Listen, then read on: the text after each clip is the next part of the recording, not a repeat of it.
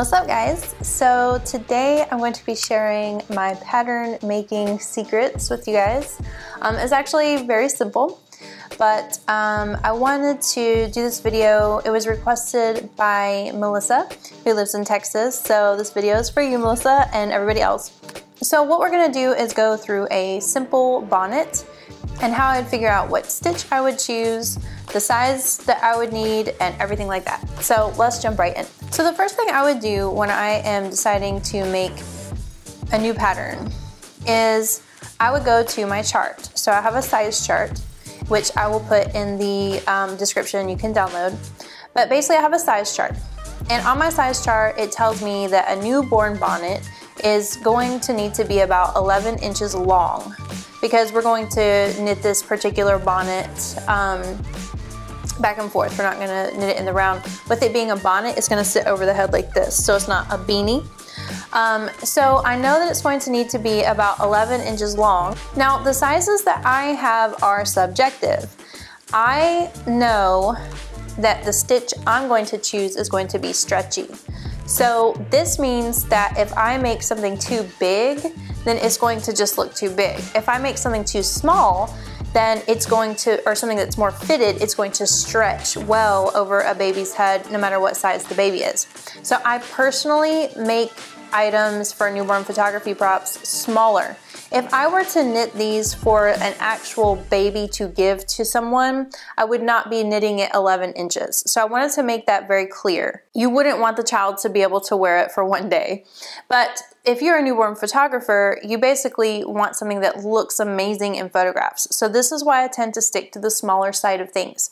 You run your business how you want, or you run your prop shop however you want, so you can make whatever size you want.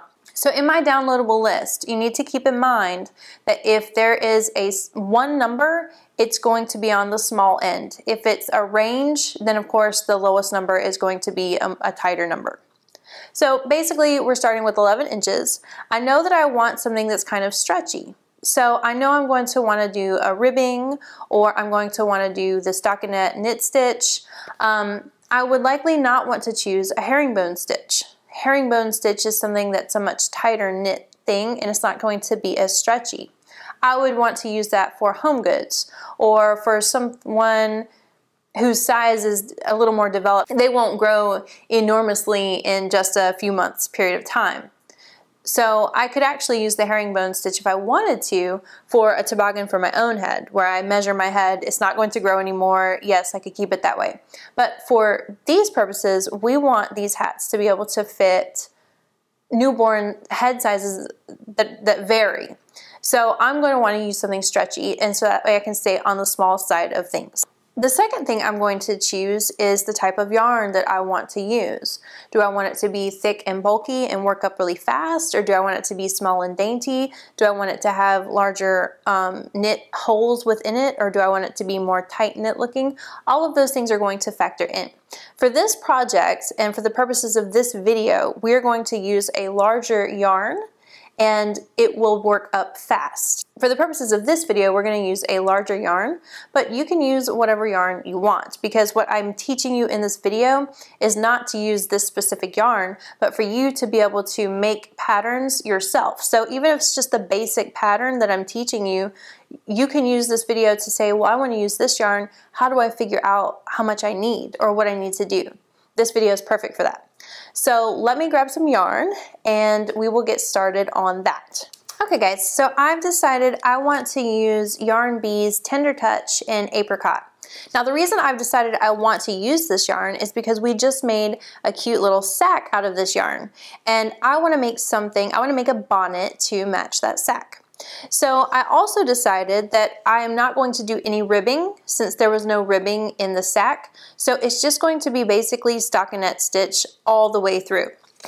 This is going to match it perfectly. I also decided I'm going to use size 11, so the same size 8mm US size 11 knitting needles, so that the stitch looks very similar to the sack. So the first thing I'm going to do, I don't really need to look at my label, because my label says the gauge using size 10 needles. And since we are using a different size needle, we have to figure out our own gauge basically. But if you want to use a similar yarn to this. This is a size 5 bulky yarn, or you can click a link in the description and order it. So the first thing we're going to do is cast on 10 stitches. Now you're going to want to measure this the way that you're going to knit. So if you're going to knit English style, or if you're going to knit continental style for your project, then you need to cast on and do everything the way that you are going to knit your project. We're going to cast on 10 stitches. That's just what I use to measure my gauge. I'm sure other people use other methods, and I'm sure there's actually a method you're supposed to use. This is just how I do it. So disclaimer there, guys. 1, 2, 3, 4, 5, 6, 7, 8, 9, and we are on 10. Okay. Okay, so now I'm going to knit about 4 rows. Remember, this is just for us to decide or to figure out our gauge, so nothing fancy here.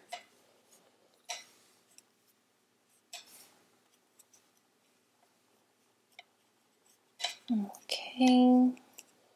So we're going to knit this row, purl the next row, because the reason is because I decided I want to use stockinette stitch for this project. It's like I said, if I wanted to use herringbone stitch, or let's say I wanted to use seed stitch or something like that, then I would actually calculate my gauge. Well, I personally, I don't know how everyone else does it, but personally I would calculate my gauge that way. So if I was going to have a seed stitch project, I would knit this part in seed stitch so that I could measure it that way.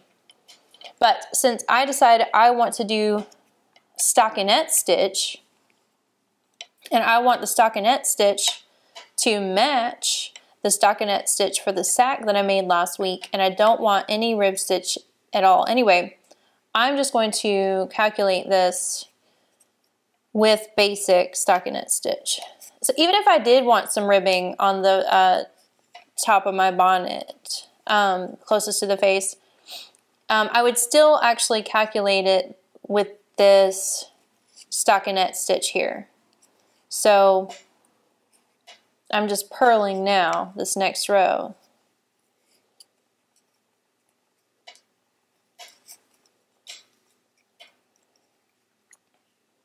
Okay, so I'm going to knit this row and then purl the next row, and then meet me back here and we will figure out our gauge.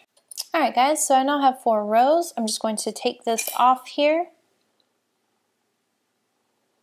This is the last stitch, so I'm actually going to just push this through just to kind of tighten it up a little bit. Make sure we don't lose anything. There we go. Going to measure. Okay, so as we can see here, this is about 3.5 inches for 10 stitches. Now, we need to calculate for about 11 inches because we're making our bonnet 11 inches long. Okay, so we said that 10 stitches equals 3.5 inches approximately, and we need to get to 11 inches. So you would take 11 inches divided by 3.5, which is going to equal 3.14. And we are going to multiply that by the 10 stitches, which equals 31.42. So we know that this bonnet is going to need about 32. We're going to round up 32 because there's a little here, 32 stitches, all right? So we would know that we needed to cast on 32 stitches. So basically we know that we need 11 inches this way, and according to the chart that I made, we're going to need 5.5 inches this way for our hat depth. Well, we know at some point we're going to need to decrease our stitches to do the bonnet look. So basically we know we can measure this. Let's say we want to do 4 rows of a decrease, then we know right here, if you count up, so this is 4 rows, about 3 rows equals an inch. So if we wanted to do 4 rows of a decrease, it'd be a little over an inch.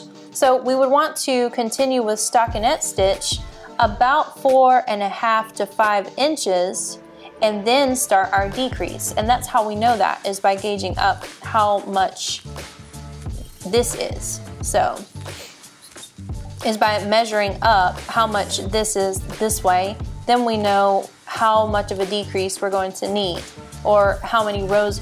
We can decide if we want a gradual decrease. Of course, we would do more rows of a decrease. If we wanted more of a stark decrease, we would do less rows. In this instance, I'm saying we're going to do 4 rows of a decrease, which would be about an inch, or a little over an inch of a decrease, which would put this whole section being done at about 4.5 inches.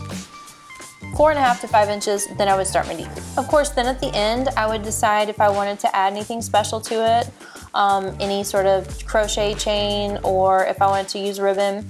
If I had used ribbon on my knit sack that I made last week, then I would probably choose ribbon for this to match it. So thank you so much for watching this video, guys. I hope it was helpful. If you have any questions, make sure and leave them in the comment section below. If you haven't subscribed, you might want to consider doing that now and click the bell for notifications, and I will see you guys next week.